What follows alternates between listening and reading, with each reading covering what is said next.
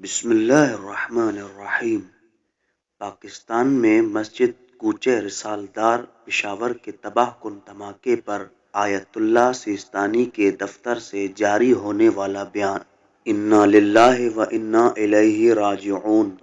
پشاور کے دینی بھائیوں اور بہنوں، السلام علیکم ورحمۃ اللہ وبرکاتہ۔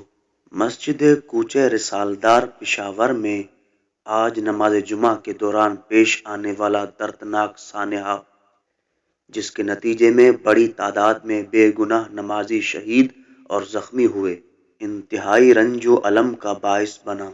آپ عزیزوں کو تعزیت پیش کرتے ہیں اور سوگوار خاندانوں کے ساتھ ہمدردی کا اظہار کرتے ہوئے سب کے لیے صبر اور اس المناک واقعے کے تمام متاثرین کے لیے شفائے عاجل اور اس تلخ حادثے کے شہداء کے درجات کی بلندی کی دعا کرتے ہیں۔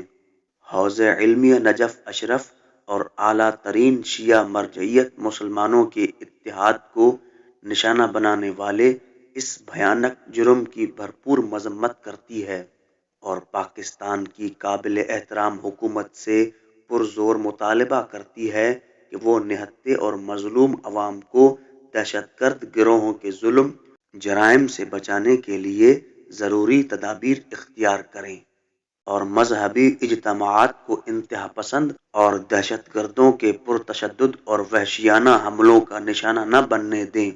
اللہ تعالیٰ سے دعا ہے کہ وہ پاکستان کی معزز قوم کی عزت اور سربلندی کو ہمیشہ قائم رکھے۔ تاریخ 30 رجب المرجب سن 1443 ہجری۔